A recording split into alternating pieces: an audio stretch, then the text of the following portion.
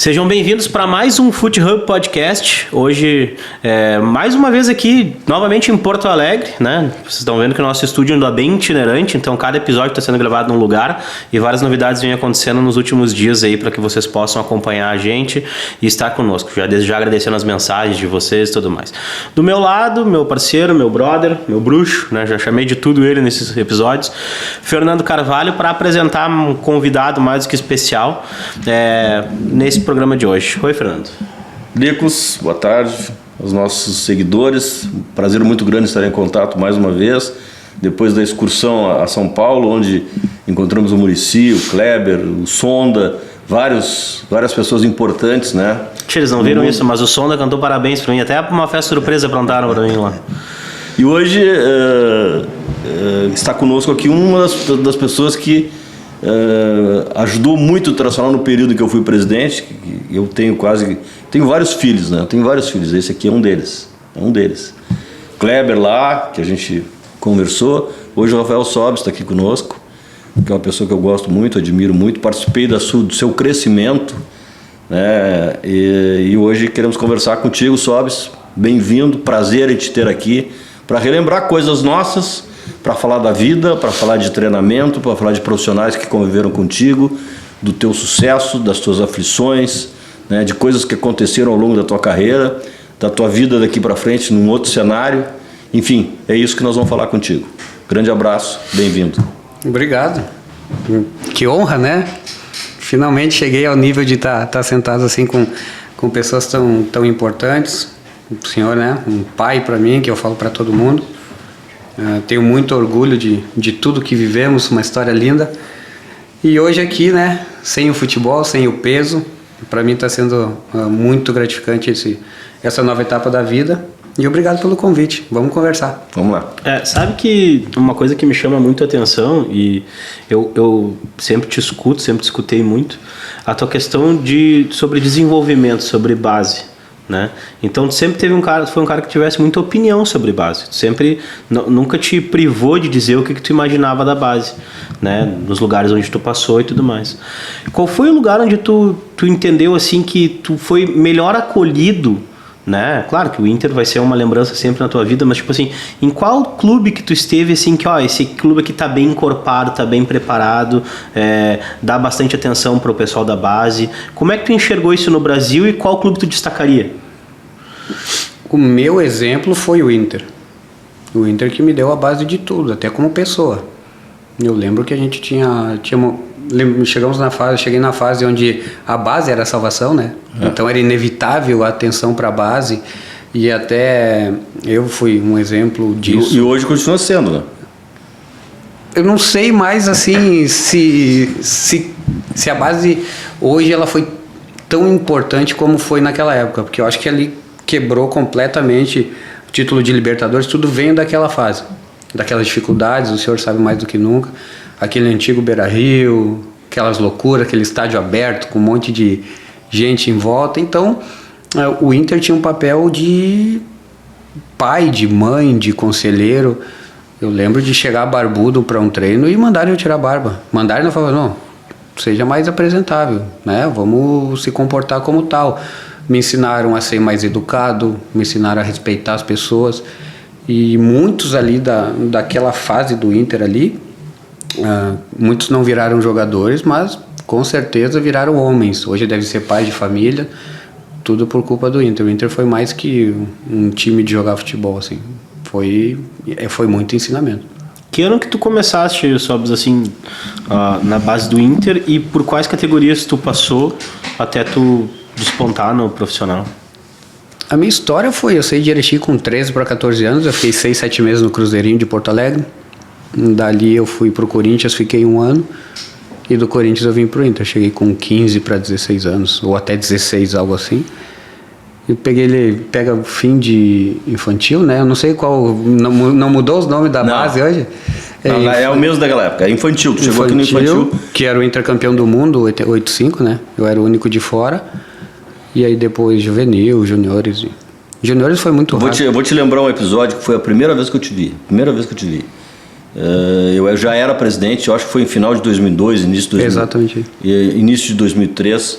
um Grenal no Olímpico. Um Grenal no Olímpico que nós ganhamos por 2-0, que tu e o Rodrigo Paulista... Que baile, né?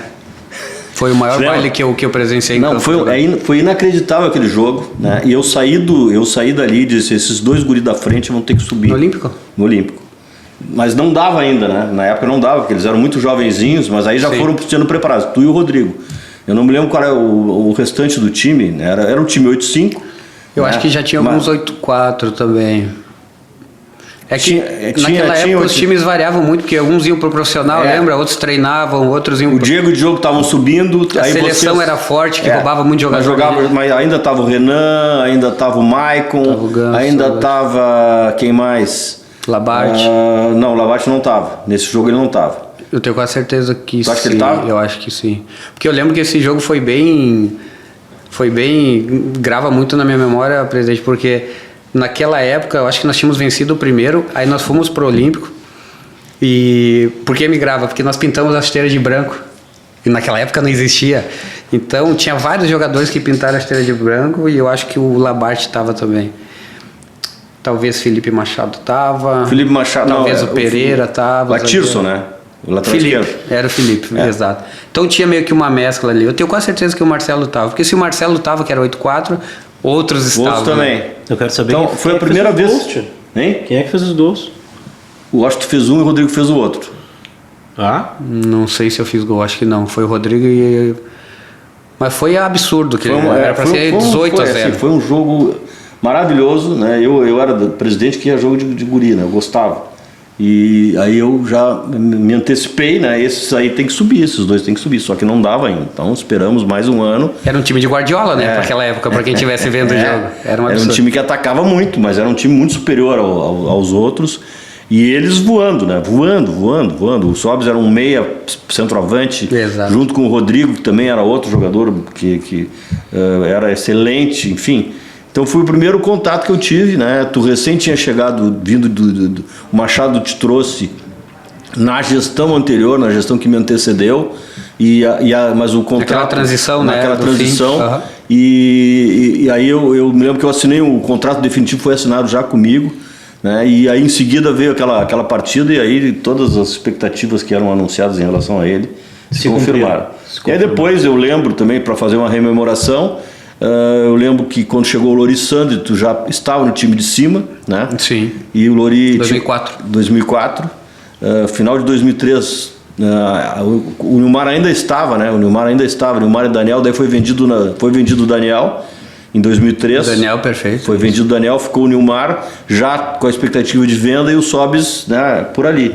E aí a primeira grande aparição dele foi o gol contra o Juventude, né, aquele gol de fora da área que tu entrou no segundo tempo e decidiu o jogo. A gente não ganhava em Caxias, o Tração sempre perdia, sempre tinha dificuldade. Era a toca, né? Lembra? Era a nossa toca. E aí a gente venceu. Então são duas passagens importantíssimas, fora as que vieram depois, né? Que foram marcantes, né? E o Sobis sempre decisivo, né? Sempre importante, sempre decisivo. Eu tomei uma pressão do presidente, eu nunca esqueço. Não sei se o senhor lembra. Nós estávamos em Belém, o Nilmar estava para ser vendido, eu e o Nilmar no quarto. Do nada o Nilmar sai do quarto, tô indo. E aquela época o tô indo embora era muito mais impactante do que hoje, porque hoje gira mais, né? Tipo assim, eu me vi muito ali, porque o processo do Nilmar e tal do meu lado, ele tava arrebentando, tinha arrebentado em 2003, né? Aí meio que era meio que perto do meio do ano. Nós em Belém, quando o Nilmar foi junho. Nilmar indo embora, caraca, tipo, acontece, né? Sim. Tava vivendo ali. E aí, no vestiário, no jogo contra o Paysandu, o senhor chegou que jogou Yarley no time deles, né? Não lembro se eu baixei. Jogou Yarley. Mas eu lembro que o senhor chegou em mim, assim, eu tava num cantinho, o senhor falou assim, o senhor não deve lembrar. Eu só vendi o Neymar porque eu tenho tu aqui. Foi a pior coisa que eu podia escutar. Foi a pior coisa. Tipo assim, se eu não tivesse você aqui, o Neymar não teria sido vendido. Então ele botou uma pressão em mim. Não tinha o que... E eu joguei o jogo, joguei bem. Acho que nós até perdemos 2-1. Perdemos 2-1. Assim. E o Yarley foi o melhor em campo. Eu nunca esqueço disso. Entrou na tua mente ali. Lembrei até. O senhor não lembra disso? Eu lembro, mas é porque essa era a nossa política. a gente sempre vendia, a gente já anunciava que ia vender um jogador por ano. Você lembra disso? Então, quando nós vendemos o Daniel Carvalho, que jogava junto com o Nilmar, nós tínhamos o Nilmar, né, que de alguma maneira supriria um atacante, não das mesmas características, mas supriria o Daniel. E aí depois, naquela época, o centroavante era o Oséias. Te lembra que era o Oséias? Era o Oséias. E aí jogava um segundo atacante com ele, o Nilmar, e aí quando ele foi vendido, o Nilmar foi vendido porque a gente precisava, e ele foi vendido muito bem por 10 milhões. Sim. Foi superior ao Daniel a venda dele. Foi um acaso, né? Porque os caras foram ver um Cruzeiro e Inter para ver o Cris e ele arrebentou no jogo, né? Exato. E aí veio a proposta do Lyon, né? Que caiu do céu aquilo ali, resolveu nossos problemas. Aí já veio o Fernandão em seguida, né? E aí a coisa começou a encorpar o nosso time, porque a gente cumpria compromisso e conseguia trazer jogadores pesados, né? Então a gente sabia que a saída do Nilmar tinha o Rafael Sobis, né? Da mesma maneira que quando o Rafael Sobis saiu, tinha o Yarley e já tinha o Pato chegando, e o Luiz Adriano. A gente já tinha jogadores que treinados, eles acabariam suprindo, talvez sem a mesma qualidade, ou até com uma adaptação, mudando o esquema, né? Nós tínhamos isso. Mas tinha, né? Tinha. E essa era a nossa filosofia, vender com reposição. Quando vendeu o Bolivão, tinha o Índio. O Índio já estava no clube, né? Sim. E não sentimos a saída do Bolivão, e assim foi, né? Enfim, são coisas que a gente viveu lá atrás, né? E que são bastidores, que também a gente vai conversando, vai lembrando de muita coisa, mas foi muito aprendizado. Por isso que eu falo que a importância da base. Claro, era uma outra proporção, era um outro mundo, a base vivia ali, então tinha essa proximidade. Faltava um jogador, já treinava, a base olhava muito treino no campo A. Sim, o campo era do lado, né? Aí tinha o campo C, onde era o campo que a gente treinava. Pegava um dia de concentração, os jogadores ficavam vendo a gente treinar, então estava sempre se encontrando. E não digo que era melhor ou pior que agora, mas hoje é diferente, né? Todos os clubes também, eu acho que tiveram essas mudanças, essa evolução de TCT distante, e aí, por consequência, dá uma distância entre base e profissional. Ô Sobis, e como é que foi essa transição da base para o profissional? E principalmente na questão de cabeça, né? Porque eu acho que acompanhando a evolução, o crescimento, também acompanham as expectativas do próprio jogador, do próprio ser humano, né? Então tu como jogador, tu como profissional que estava te tornando, como foi a tua cabeça a tua cabeça e a relação à cabeça dos teus colegas? Porque eu fiz essa pergunta pro Kleber, porque teve uma hora que o Kleber deve ter pensado, e lembra que eu fiz essa pergunta? Eu falei, cara, tem uma hora que dá o estalo, tu fala, eu vou conseguir, eu vou chegar lá, né? Em que momento tu, sabe, as coisas aconteceram que tu parou pra pensar assim, cara, eu vou conseguir, eu vou chegar lá? Não sei te dizer, não sei. Eu era um cara que, eu falei pra muitos, eu era o pior do 8-5, mas eu era o que mais treinava, isso sim. Então sempre fui muito de treino. Tinha uma grande vantagem que era o chute, né? Era uma vantagem. E eu treinava. Eu nunca fui jogador de frescura, de pedal. Eu treinava, eu sabia muito bem o que eu tinha de bom, tentava melhorar as outras coisas. Então eu nunca perdi tempo, assim, treino. Eu nunca cheguei atrasado num treino. Eu parei de jogar e nunca cheguei atrasado num treino, que é uma coisa normal.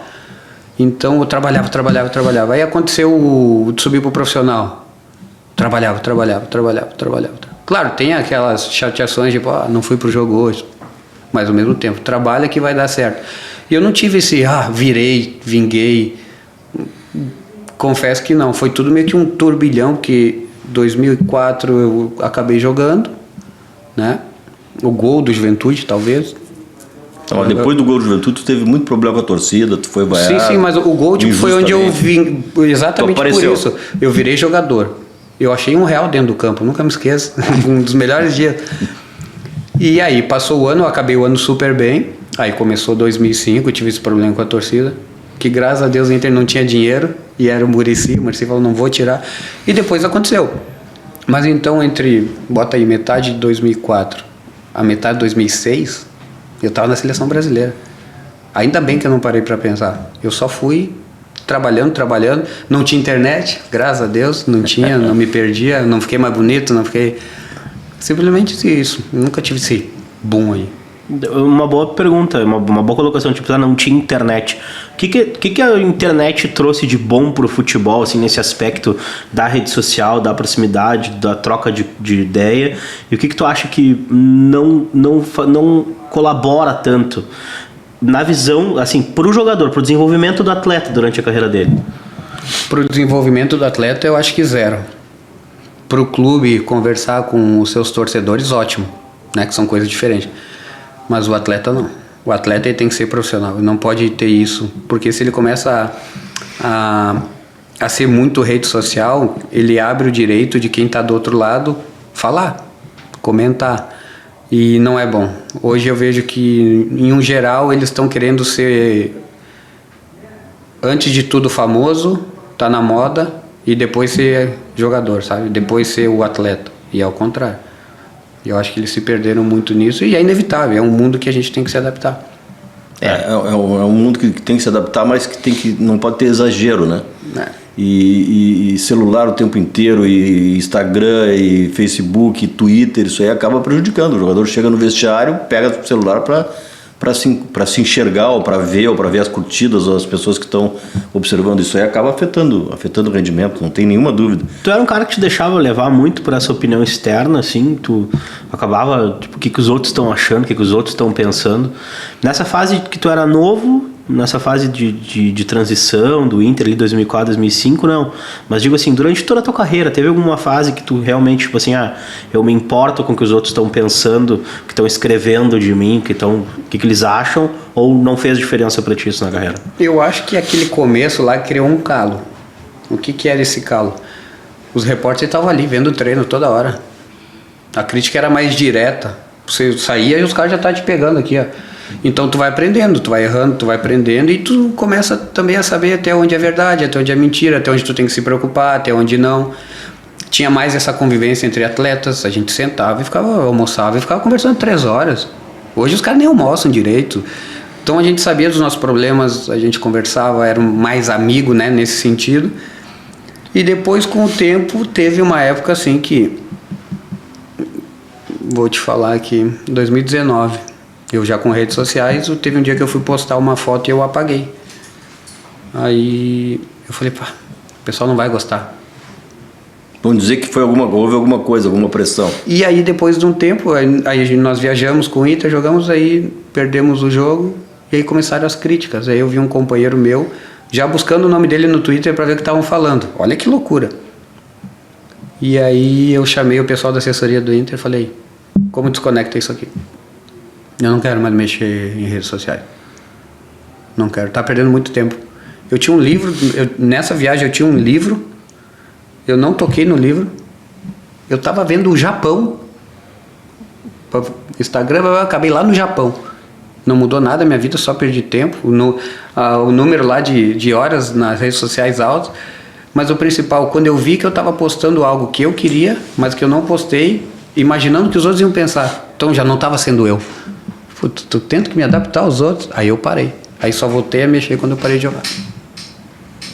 Isso é uma coisa que, querendo ou não, lá nos anos 90, final dos anos 90, né, era uma abordagem que se tinha em relação ao desenvolvimento do atleta, o acompanhamento do celular em relação a isso, né, o acompanhamento da rede social, o acompanhamento da tecnologia, né. Hoje esse acompanhamento é feito de outra forma e tu viveste isso. Tu viveu aquela parte onde a tecnologia não existia dentro do futebol e depois ela existia bastante. Como foi essa transição para ti de controle de performance, por exemplo? Tipo assim, eu tinha o cara lá que anotava o meu tempo e depois no fim da tua carreira tu estava usando o GPS, com todo o desenvolvimento do teu dia de treino, com tudo isso. Como é que essa tecnologia foi chegando para ti, foi te pegando? Tu tem que andar com a evolução, né?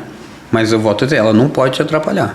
Acho que tem um limite, desde redes sociais a tudo, até no esporte hoje.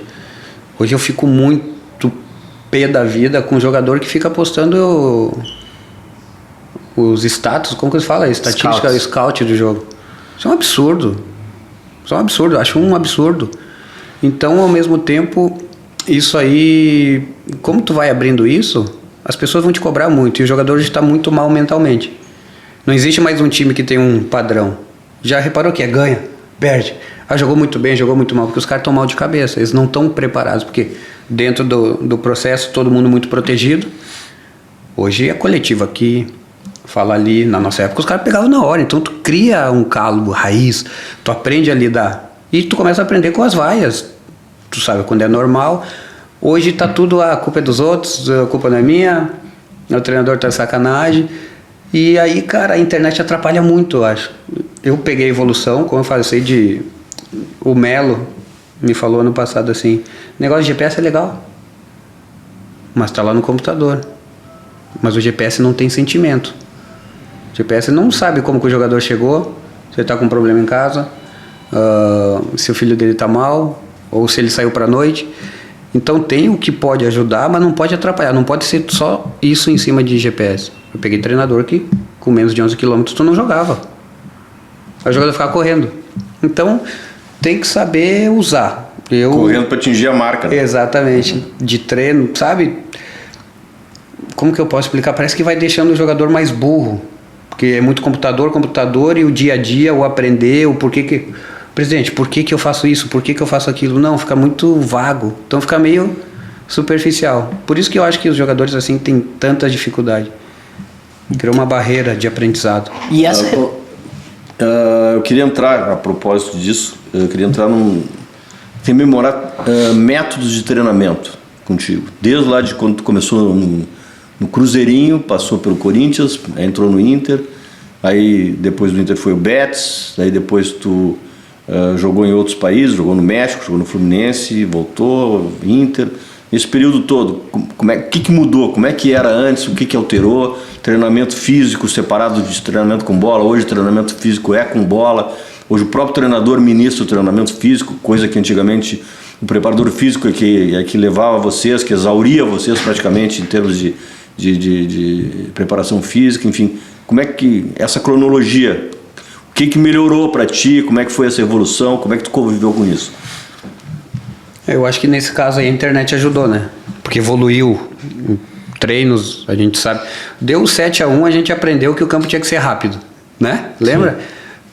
Sim. Isso eu acho que foi um boom. Tu tava onde no 7-1? Fluminense. Fluminense. Eu senti essa diferença ali, porque... O treinador era o?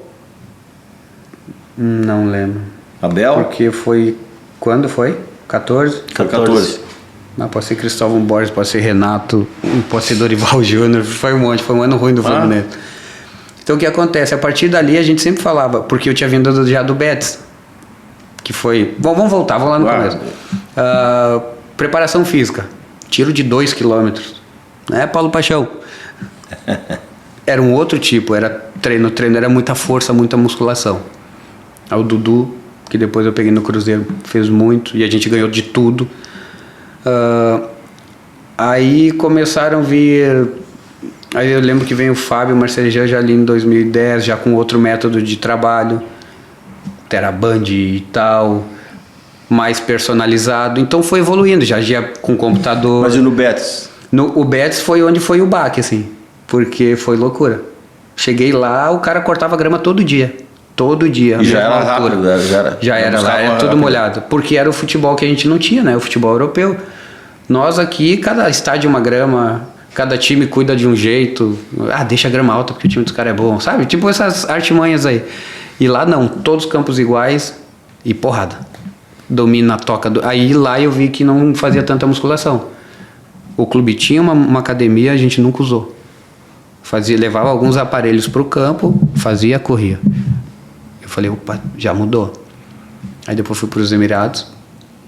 E tática, né? No Betis, se falar de tática, então, é uma loucura. E aí depois fui para os Emirados, o Abel... Quem foi o treinador no Betis? O Betis eu tive... Qual o nome dele? Um argentino famosão, ele até já parou. É que eu tive tanto treinador, eu sou ruim de memória, eu não vou lembrar. Teve um que era da base, que assumiu a gente lá. Tive um francês também, que falava espanhol, não lembro o nome dele. Também o Betis foi difícil, a gente toda hora... Mas o Betis era um time de metade para baixo de tabela que não jogava atacando, né? Que jogava... Não, mas o ano que eu fui, o ano anterior eles jogaram a Champions. Então a expectativa era boa. Mas só que era um clube meio atrasado de estrutura também, que hoje eu já sei que é uma maravilha. Como é que é o nome do presidente? Lopeira? Era o Lopeira. Lopeira. Não é mais, né? Saiu, ele era o dono, o maluco. O Lopeira, exato. Muito religioso, um cara bem estranho. E aí, ali eu aprendi muito. E depois fui para os Emirados com o Abel. Aí o Abel já era um Abel diferente, já. Porque também tu tem que se adaptar ao país, né? Mas daquele jeitão, os treinos eu conhecia tudo. Ganhamos também. Aí depois eu vim pro Inter, que pegamos o Roth, um espetáculo taticamente, um cara, meu Deus do céu, falo pra todo mundo isso, que esse cara taticamente, um dos melhores que eu tive. Aí depois já voltamos pro Brasilzão, né? Aquela loucura de Brasil, vem técnico, vai técnico, não cria um método, crítica, joga bem o jogo, aquela loucura. Aí vem o 2014, que eu acho que foi o boom. Que tomamos 7-1, só que nisso ganhamos arenas. Aí vem uma FIFA, que bota limite de campo. A grama tem que ser assim, assim, assim, assado. Então a gente ficou com isso. Aí os clubes começaram a entender que esse era o futebol. Não é o jogador que faz o jogo ser rápido, é o campo. Quanto mais a bola anda, mais o jogador tem que correr. Simples assim. E eu acho que foi o maior boom que eu senti dentro de... que fez o Brasil evoluir a nível, se comparando internacional, ao futebol internacional. E aí o México, né? No México eu peguei um treinador brasileiro, 40 anos lá, só coletivo, presidente. Tuca Ferreira, só coletivo. O que eu brigava com ele? Só coletivo?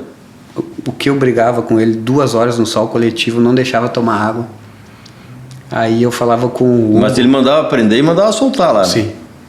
Um negócio absurdo. É que ele pegou o time numa fase muito ruim e fez o time ser campeão. E seguiu até hoje. O time hoje é uma bomba lá, uma potência. E eu lembro que... Essa história até é curiosa, que eu lembro que eu falava com o Hugo. O Tuca mandava tanto que quando tinha data FIFA ele ia para Las Vegas e a gente ficava treinando. Ele ia jogar. E nessa fase eu falava com o Hugo. Eu falava, molha o campo, corta a grama baixinha. Quem é o Hugo? Qual é o Hugo? O Hugo era o auxiliar dele. Ele faleceu tem 1 ano. Fala, faz isso. Só que o medo do Tuca era muito grande. Aí teve um dia que eu chegava antes no campo e falava, corta a grama baixinha para amanhã. Eu falando com os funcionários. Ele cortava. Para de dar coletivo, vamos dar passezinho, 2 toques. Nós tínhamos o melhor time do México. Aí o Tuca soube, bravo comigo. Falei, professor, confia. Aí jogamos um jogo contra o Cruz Azul, choveu bem fininho. Nossos 2 zagueiros foram dominar, a bola escapou, perdemos 2-0. Só que no 1-0 do intervalo, a gente voltando pro campo, o Tuca, tu quer campo molhado, esses caras, né? Ele falava assim. Eu falei, calma. Jogo seguinte, jogamos com chuva. Aí em casa, 3-0. Resumindo, deu uns 4 jogos assim, começaram a falar que era o Barcelona do México. Aí o Tuca ficou grandão e aí a gente começou a ganhar tudo. E Brasil. Como é que era o nome do centroavante, aquele francês? O Gignac. Gignac, que jogador, né? Tá lá ainda. Que jogador. Tem 37 anos, foi artilheiro do mexicano. Sim, isso eu preciso te dizer, Sobes. Eu nunca tive problema com isso. Acho que o pior pavor que eu tive foram as vezes que tu enfrentaste o Inter. Porque o teu profissionalismo sempre foi irritante. Então, assim, o jeito como tu foi profissional, principalmente nesse enfrentamento do Inter com o Tigres, o tanto que tu queria muito vencer e fazer o teu papel, né? Foi uma coisa que sempre me chamou a atenção. Tu falando agora o negócio do treino, sabe? Tipo, e do teu interesse, das coisas, e quanto, sabe? E eu acho que isso aí também, o torcedor acaba enxergando por um outro lado, e eu acho que as pessoas que gostam de futebol entendem, né? Que vai muito além, às vezes, da camisa em si, e sim do profissionalismo, que é esse o futebol que a gente quer. Porque a gente quer cada vez mais jogadores que estejam interessados no clube pelos quais elas estão jogando, né? Então, tu tem o cara... Eu me lembro o Sobis do Inter é muito bom, mas o Sobis do Fluminense me irritou muito. O Sobis do Tigres também me irritou muito, né? Ou seja, sempre foi um cara comprometido com o profissionalismo nesse aspecto, né? Então, assim, nessas culturas que tu esteve presente, é fácil tu conseguia identificar, por exemplo, mesmo nos Emirados, assim, o profissionalismo do futebol necessário, assim, para fazer o esporte seguir evoluindo? Ou tu acha que em alguns lugares como esse, por exemplo, México, Emirados, na própria Espanha, né, o Brasil ficou atrás, o Brasil ficou no meio, o Brasil está à frente? Como é que tu colocaria nesse cenário? Eu acho que o fato da internet, né, hoje tem aplicativos que tu sabe o jogador lá do fim do mundo. Então hoje isso faz com que nivele, né? Porque o cara lá nos Emirados sabe o que o Guardiola tá treinando, se ele gosta daquele estilo.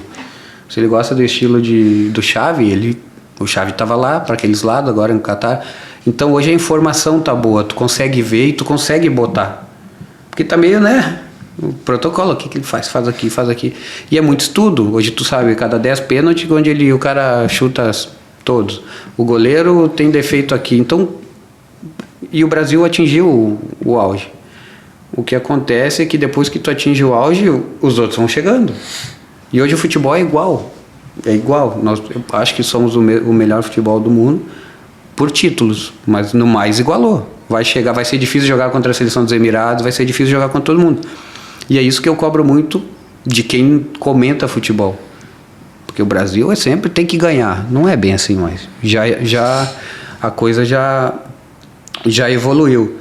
Então eu acho que é isso, assim, esse meio do futebol igualou, não vai ter melhor, não vai ter pior, nunca mais. Vai ser uma bolinha na trave que entrou, outra que não entrou, um gol nos acréscimos, um melhor momento. Cara, eu acho que é essa a batida de hoje do futebol. Não vai mudar muito, não. Vai ser cada vez mais igual e o Brasil vai ser o penta, talvez hexa, sei lá o quê. Se for disciplinado, se for competitivo, né? Porque não tem... o talento não vai mais, né? Muda a parte de estudo e ciência, na verdade. Vai ser a aplicabilidade, né? O quanto tu consegue colocar, quanto tu consegue aplicar, quanto tu consegue gerir. Né? Principalmente o grupo, não adianta. E cada jogo é uma história. Que nós temos hoje, é louco isso. Hoje no Brasil, assim, antigamente as grandes transformações táticas aconteciam nas Copas do Mundo. Então, os modelos táticos que aconteciam nas Copas do Mundo, a partir daquela seleção menor que se destacou ou da seleção que ganhou, o que era praticado ali virava uma escola para a sequência dos próximos 4 anos.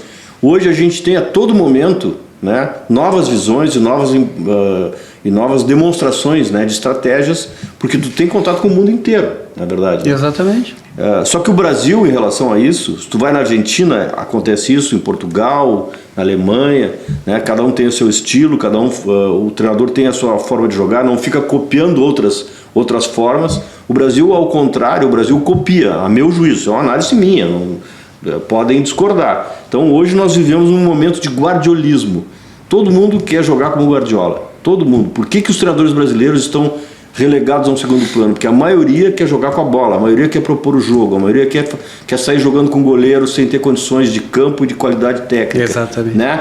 E aí vem os treinadores de fora, os portugueses e os argentinos principalmente, que são resultadistas, como por exemplo o treinador do Palmeiras, que é um treinador resultadista. Ele joga de acordo com a característica do time que ele tem e de acordo com o adversário. Se ele tiver que fazer linha de 5, ele faz. Se ele tiver que fazer linha de 4, ele faz. Se ele tiver que atacar, ele ataca. Se ele tiver que jogar com 2 atacantes entrando em diagonal com um centroavante falso, ele faz. Se ele tiver que botar um centroavante na área, ele faz. Né? Nós, ao contrário, se tu vai na 3ª divisão, na 4ª divisão, na 2ª, na Série B, todo mundo joga mais ou menos do mesmo jeito, com a bola, tocando, futebol propositivo, e a qualidade do jogador e o material que eles têm, material para trabalho, que é o campo de futebol, acaba não dando. Então, diante disso, né, nós temos treinadores brasileiros desprestigiados e há uma busca de treinador de fora. Né? Então, toda essa colocação aqui é para fazer a pergunta.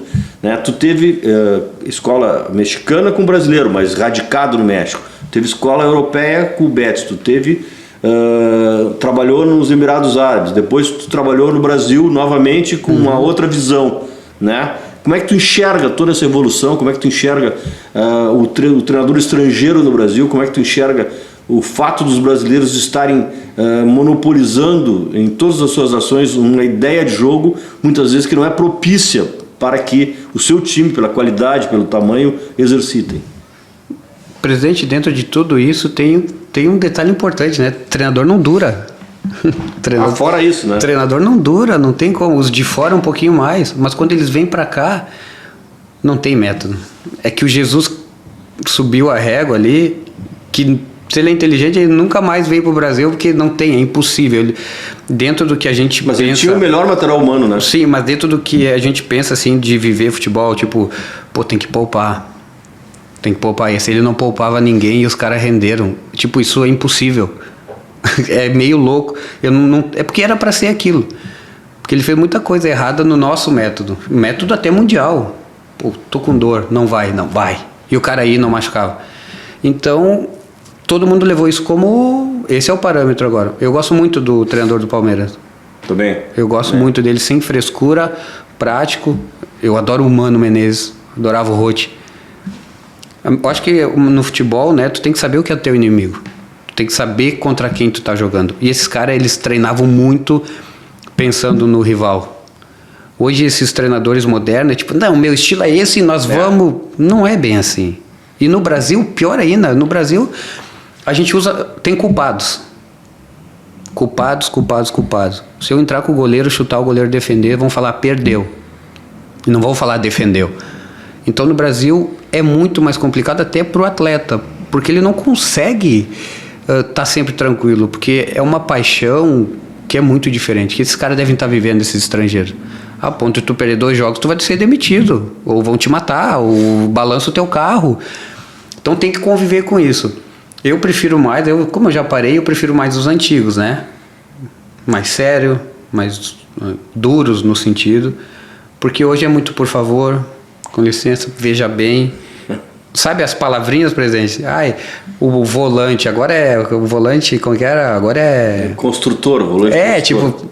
Meu, são as mesmas coisas da outra vez, só que falando de uma forma diferente. E as pessoas que estão lá acham que estão revolucionando. Brasil, resumindo, é ganhar ou perder.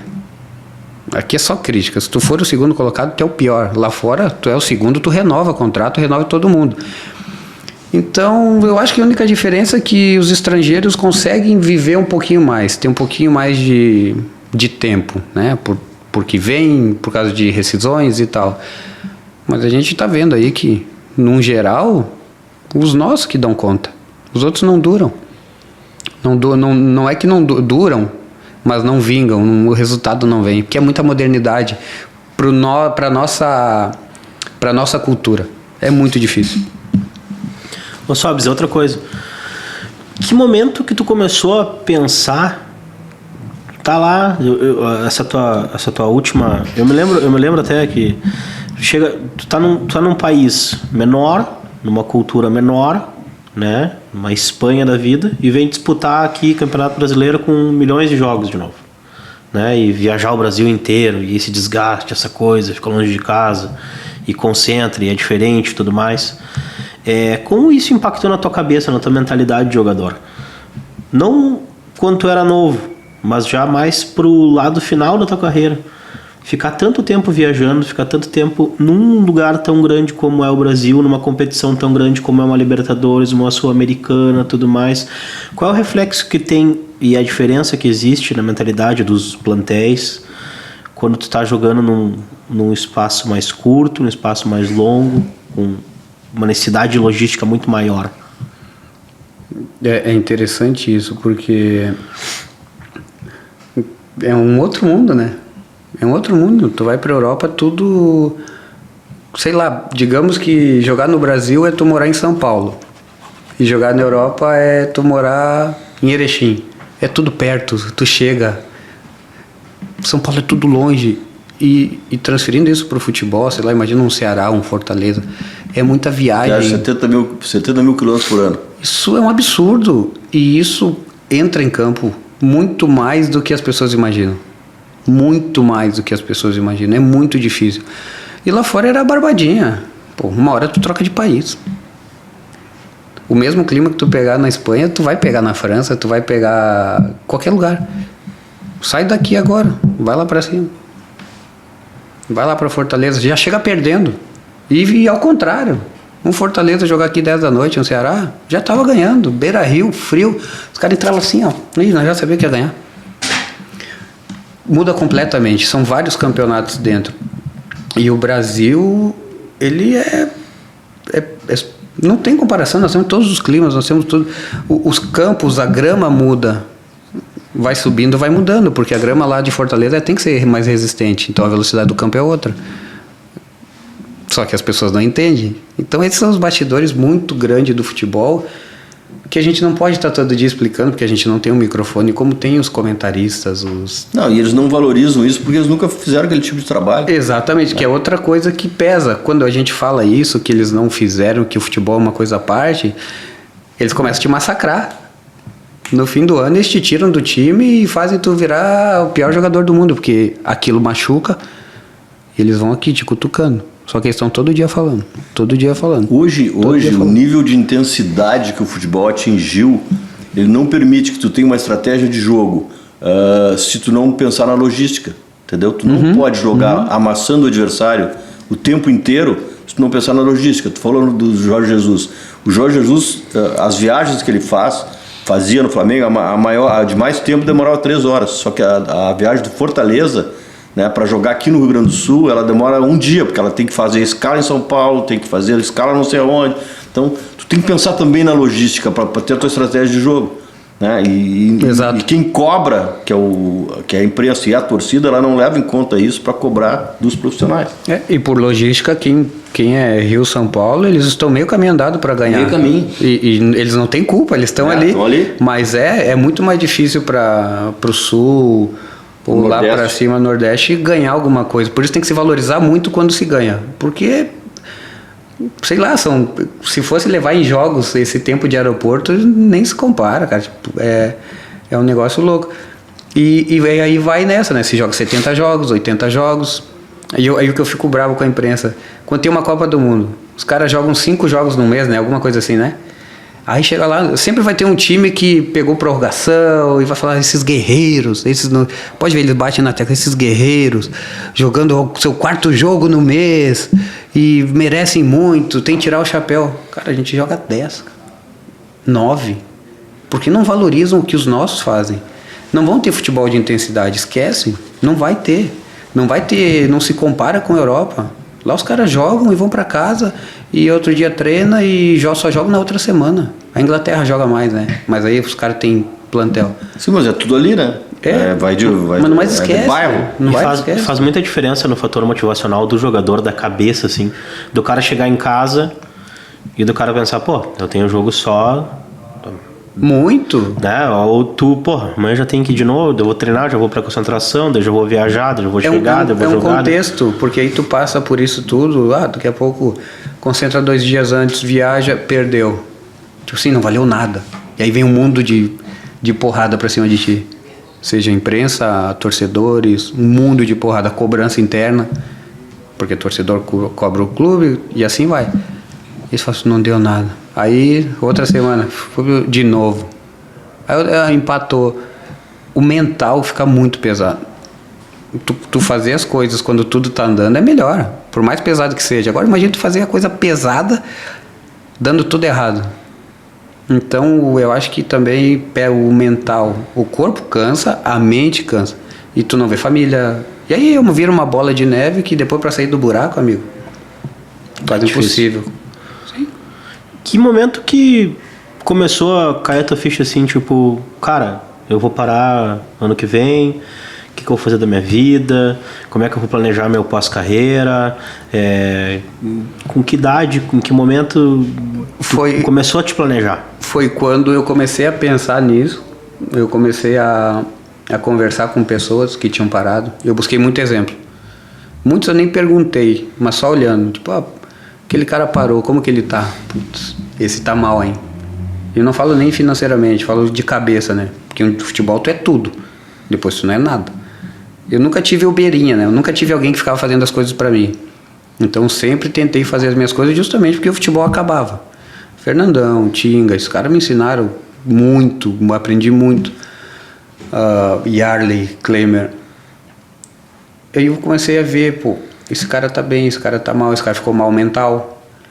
E aí ao mesmo tempo eu comecei a abrir a cabeça, conhecer pessoas diferentes. E aí o futebol começou a me irritar. Porque a partir do momento que eu abri a cabeça, eu vi, cara, como a gente perde tempo concentrado. como a gente perde, como esses meninos perdem tempo no videogame, no celular.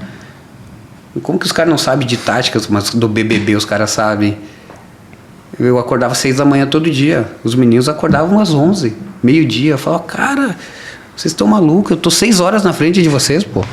Eu já sei tudo que acontece no mundo, vou me evoluir, vocês têm tempo para isso. Aí eu lia. Então isso começou a me irritar, tipo assim, eu tô falando com a parede, esses caras não conseguem me escutar. Um que outro escutaram e talvez daqui a um tempo a gente vai saber. Mas como eu escutei o Tinga, o Fernando, o Fernando Praz me ensinou muito já no fim da minha carreira. Então eu tentei já ter uma vida normal. Nos últimos 5 anos eu já busquei ajuda, larguei a rede social, sempre me dedicando, conheci melhor meu corpo, me informando com pessoas como que era o pós. Isso deu me abriu muito a mente, mas o principal que eu ia esquecendo, que loucura, eu comecei a viver a vida normal. Eu ia no supermercado, eu ia no banco, porque no futebol a gente tem tudo na mão, né? Tudo alguém faz, eu não. Vou no banco, no supermercado. Não, passa aqui, não.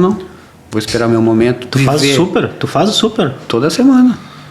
Tu que faz? Toda semana. Que massa. Porque depois que tu vira jogador, acabou, morreu. Só que fica o ego, fica aquele negócio do jogador. E eu nunca tive esse perfil de querer ser visto. Então isso eu acho que me ajudou muito. Hoje eu sou uma pessoa normal, faço todas as coisas que eu sempre fiz. Só que eu me preparei para isso. Para muitos é um baque. Os caras não me conhecem mais, não vão bater foto comigo. Porque a gente passa, né? Vem outro, vem o Pato, vem... Sabe? Então eu me preparei. Eu acho que foi o meu principal. E dentro dessa preparação, tu não cogitou nunca de permanecer no futebol? Não. E vereador por outro caminho? O futebol te estressou? Eu cansei muito. Porque quando eu comecei a ter treinadores mais velhos, assim, tu já começa a ter mais proximidade. Aí eles começam a te ensinar e ver, olha só. E ver quanto menino com talento perdendo tempo.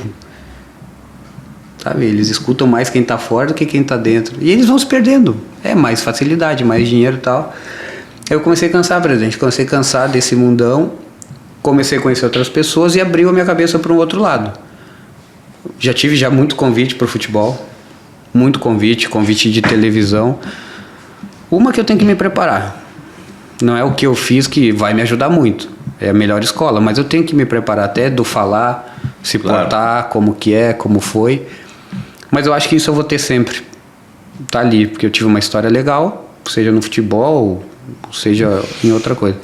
Mas eu tenho a oportunidade de, com os contatos que eu fiz, eu abrir um leque, umas outras coisas, provar outras coisas, me dedicar a outras coisas. E depois, se não der certo, ou se não for o que eu queria, eu volto. O futebol vai estar me esperando. Mas também eu tenho que me preparar. Então hoje é bom, foi tão cansativo, tão pesado, tanta pressão, que eu me dei o direito de olhar para um outro lado e pensar outras coisas. Mas tu vê jogo, tu tem uma vida de... Hoje eu vejo mais que antes. Antes eu não via. Jogos gerais, assim. Só que, né, o volume baixo, né? Porque eu sei o que está acontecendo. E a hora que o cara começa a escutar as loucuras, as besteiras, eu baixo o volume. E não é... Tu não assiste o jogo na rede social, alguém? Não. Não, né? Não, era uma brincadeira, eu tenho certeza que ele não assiste o jogo na rede social. O que o pessoal tá pensando desse jogo? Deixa eu ver aqui. Não. A minha mulher brinca comigo. Tu tá vendo o jogo? Antes eu não via nada. Não via, não sei. Acho que tá, né? Esse estresse aí. Hoje, no começo, eu só deixava a TV ligada. Porque também é meu mundo, eu não posso ser alienado. E hoje eu até assisto, assim. Até assisto. E como já eu não erro mais, não tenho mais pressão, eu posso ver e tá tranquilo.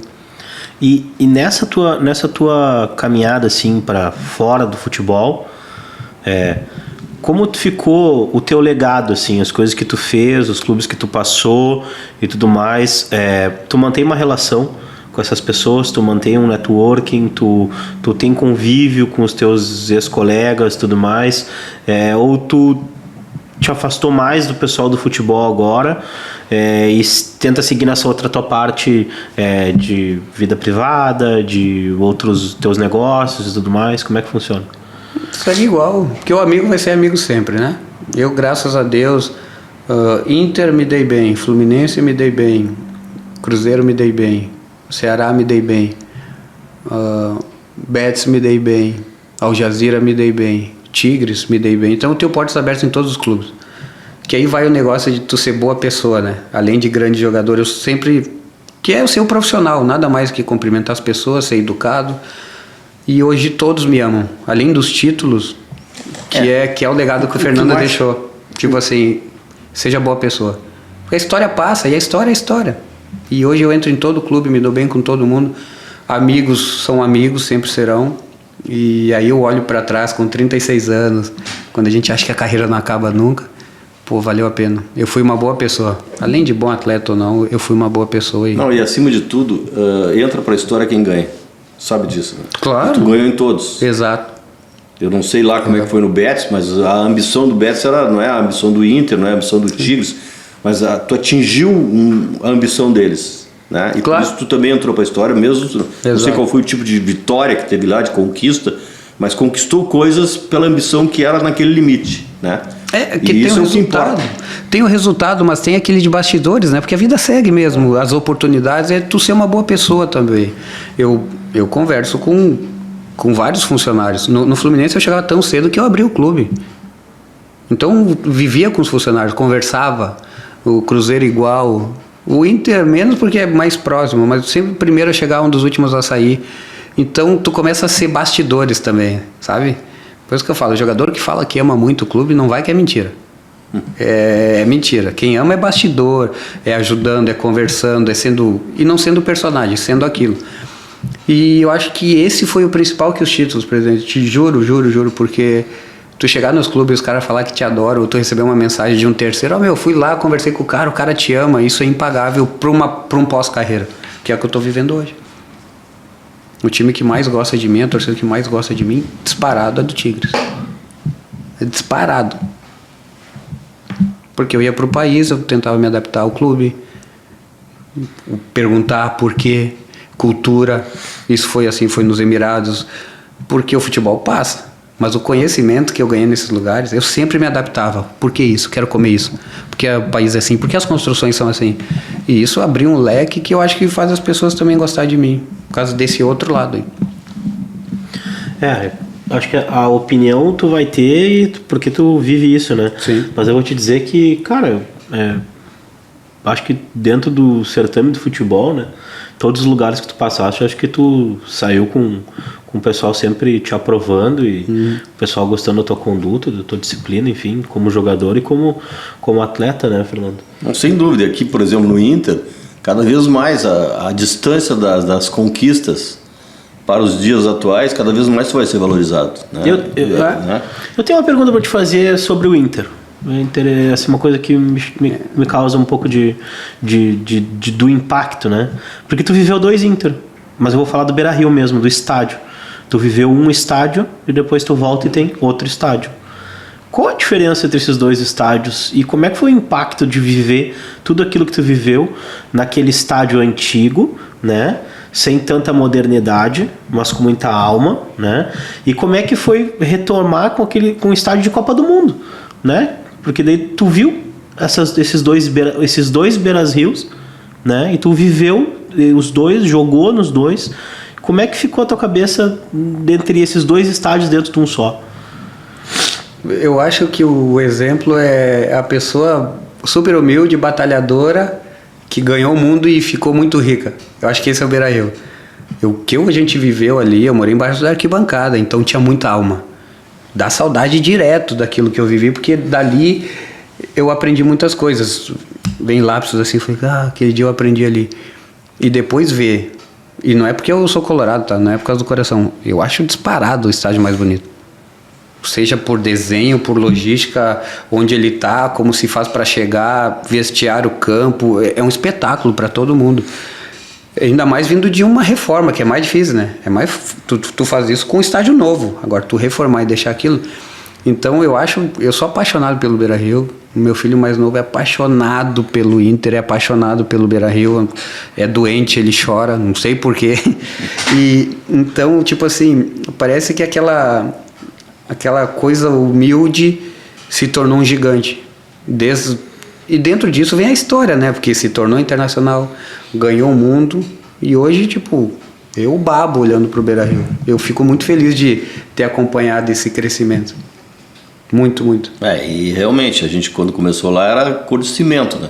Tá o estádio era cor de cimento. Tá louco, A onde a primeira gente coisa morava. foi a pintura, e foi indo, e foi indo, e foi crescendo, e as conquistas, e a consolidação. E ele participou disso tudo, né? Outra parte bacana que tu falaste ali, cara, que é a união entre a base com o profissional, o treino perto, né? Os suplementares, como eram antes, né? E o quanto um assistia o treino do outro, acabava que... eu acho que cria também essa coisa de unidade dentro do clube, né?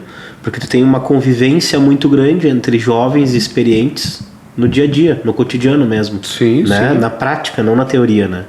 Então acho que isso faz total diferença. Esse foi o grande problema, e aqui foi o grande problema que a construção do estádio novo ocasionou, para mim. Distância. Eu na época eu não me manifestei porque eu sabia que nós teríamos dois problemas, tá? Primeiro era correr risco tipo a segunda divisão, como o Cruzeiro e Atlético por perder o mando. Por perder o mando de campo, ter que jogar no interior. E o segundo era porque a gente não teria mais a base junto com o profissional. Isso é uma sequela que vai ficar por muitos anos. Ou a gente aumenta o nosso CT no Parque Gigante, ou a gente faz o CT em Eldorado, né? Não sei como, né? Para unir. Nós temos que unir a profissional com a base. É essencial, é fundamental para que essa convivência, né, que no Atlético Paranaense ela acontece por ordem estrutural, eles fazem isso lá, né?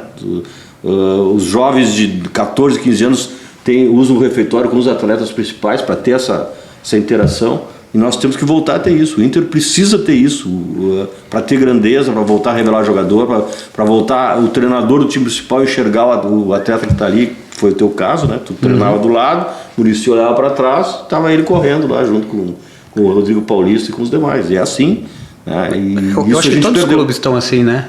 Criou essa distância, assim, porque pela modernidade, tem que criar um outro lugar, que lá vai ser bom para eles. Mas tem o contra. E não é tipo assim que o treinador do profissional não conversa com o treinador da base. Não é disso, porque isso acontece. É de viver junto mesmo. É de os caras do profissional tá vendo o treino, é do Muricy chegar, tá ali concentrado, desceu, tá conversando com o treinador. O Muricy, opa, tô te vendo, hein? Sabe, tipo, é o dia a dia, é bastidores, troca de ideia entre comissão. Uma coisa informal, não é uma coisa formal. É, exato, não é o que falam, é o dia a dia que cria coisas assim, ó, cria questionamentos, perguntas, ideias, que a distância hoje não tem como. Fantástico. Estamos terminando? Estamos terminando mais um bate-papo aqui. Queria agradecer a tua presença, Sobes, antes de tudo. Já? Mas quem vai fazer o encerramento hoje é o Fernando Carvalho, que vai te dizer as palavras mais bonitas possíveis. Bom, para terminar rápido aqui, nós temos 1 hora, né? Passou 4 minutos já da nossa... Depois a gente faz uma outra. Vamos fazer outra, vamos fazer um repique. Um repique. Tem tanta coisa para falar, né? E eu falo muito, então... Olha aqui, desculpa. ó. Dia 16 de agosto vai ter um encontro de quem ganhou as 2 Libertadores. Tu é um deles, né? Então te prepara, dia 16 de agosto. Vou te avisar o endereço. Pode ser lá no teu prédio. Pode ser até lá no teu prédio. Que é o teu também. É o meu. Bom, mas agradeço aí, Sobes, a tua presença. Há horas que a gente está combinando isso, sempre por uma razão ou por outra não acontece. Participação brilhante, relembrando coisas nossas, relembrando coisas da vida, é importante. Nós aqui que queremos trazer conhecimento e trazer pessoas importantes que tiveram sucesso na sua carreira. Trazemos pessoas como tu, né? Que começou de baixo, começou humildemente, trabalhou muito, né? Fez por merecer o sucesso que teve, as conquistas que teve.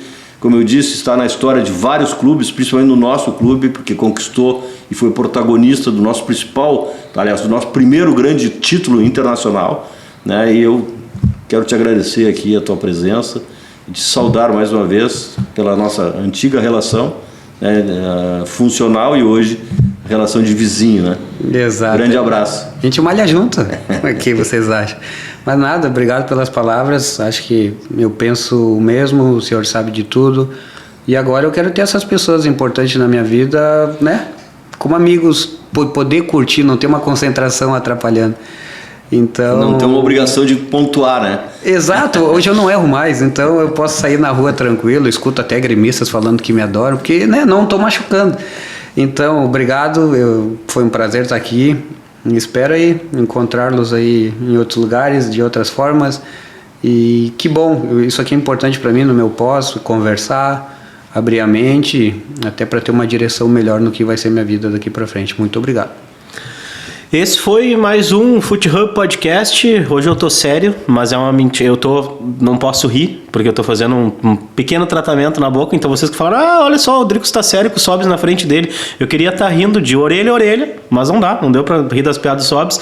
E não vai dar pra contar pra vocês hoje o dia, falando sobre churrasco aqui, o dia que a equipe do Foot Hub quase incendiou o apartamento do presidente. Mas isso vai ser um bastidor que nós vamos contar com muita alegria logo em breve, quando eu puder rir de novo, né? Então é isso, obrigado pela parceria de vocês, obrigado, Sobs, mais uma vez, e vocês podem seguir a gente, vocês podem se conectar a nós, vocês podem se inscrever nos nossos canais, para que a gente possa estar junto mais uma vez, em breve mais novidades, e, por que não, o Sobs já adiantou aqui, acho que nós vamos convidar ele para um segundo papo aqui, vamos fazer uma segunda rodada aqui, só com o que a gente não pôde falar no ar antes, tá bom? Obrigado a todos e até a próxima, tchau!